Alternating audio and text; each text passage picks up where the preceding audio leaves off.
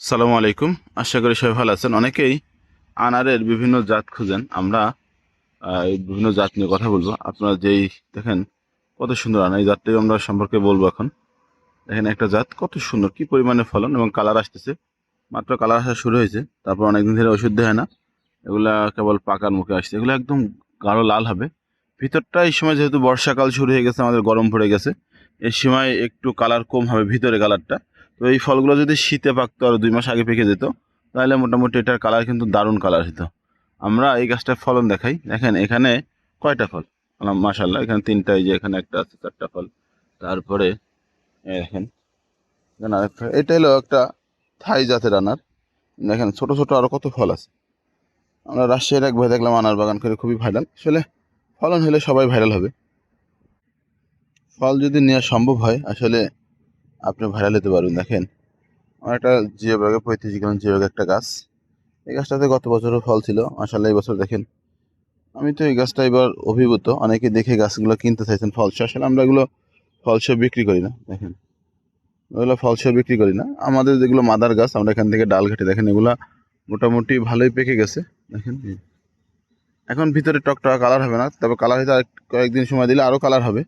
এই গাছটা আনার দেখেন, আমরা ওইখানে দেখালাম, দেখেন এই দেখেন এখানে কতগুলো আনার।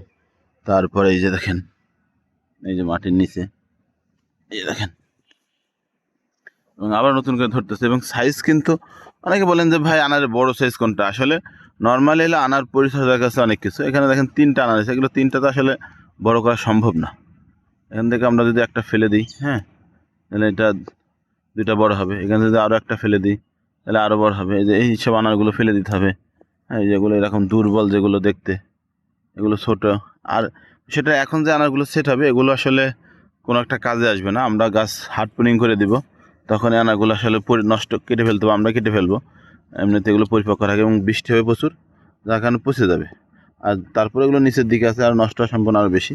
দেখেন আমরা কিন্তু এখানে অলরেডি 5টা আনার ফেলে দিলাম। দেখেন আপনারা ছাদ বাগানে তারা রেখে দিতে পারেন, এরকম 5টা আনার ফেলে দেবেন, আরও অনেকগুলো পড়ে যাবে। এই দেখেন এখানে কতগুলো আসছে, আমরা এগুলো কিন্তু ফেলে দেবে। দেখেন এখানে কয়টা আছে, এটা একটা, 2টা। উচ্চ ফলনশীল একটা ভ্যারাইটি, এটা হলো থাই।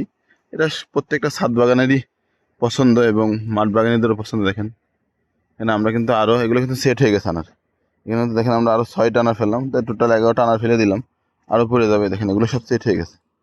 দেখেন এগুলো সেট হয়ে গেছে, আমরা রাখবো না, কারণ এগুলো বড় হইতে হইতে আমাদের হার্ড প্রুনিংয়ের সময় চলে আসবে। আমরা সেপ্টেম্বরে হার্ড প্রুনিং করবো।